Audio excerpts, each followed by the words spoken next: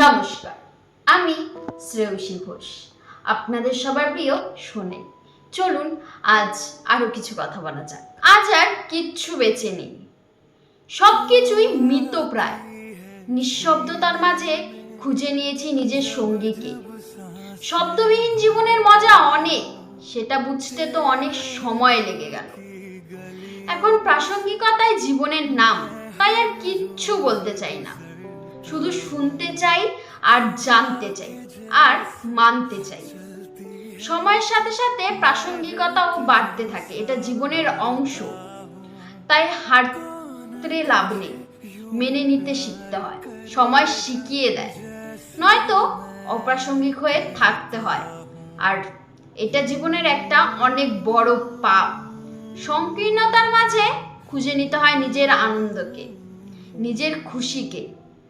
আর এই খুশি কখনোই বলার নয়।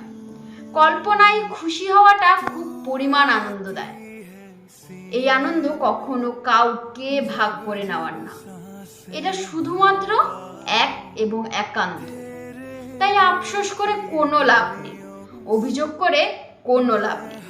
অস্তিত্ববিহীন জীবনের একটা অধ্যায়ে নিজের স্থাপত্য অধিকার করাটা নিছক হাস্যকর মাত্র। সমন্বয়ের সাথে নিজের পরিবর্তন ও প্রত্যাবর্তন দুটি অনস্বীকার্য, আর এটা অবশ্যই করা উচিত।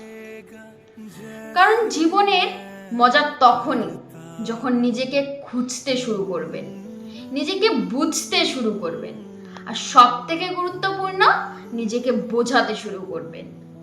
তখন না থাকবে কোনো অভিযোগ, না থাকবে কোনো অভিমান, না থাকবে কোনো কষ্ট, না থাকবে কোনো স্বার্থ। আর এই অভিমান, অভিযোগ, স্বার্থহীন জীবনটাই হলো আসল জীবন। এই জীবনের মজা অনেক অনেক অনেক, ঠিক যেমন ব্রহ্মাণ্ডের মতো। নমস্কার, ভালো থাকবেন, ভালো রাখবেন।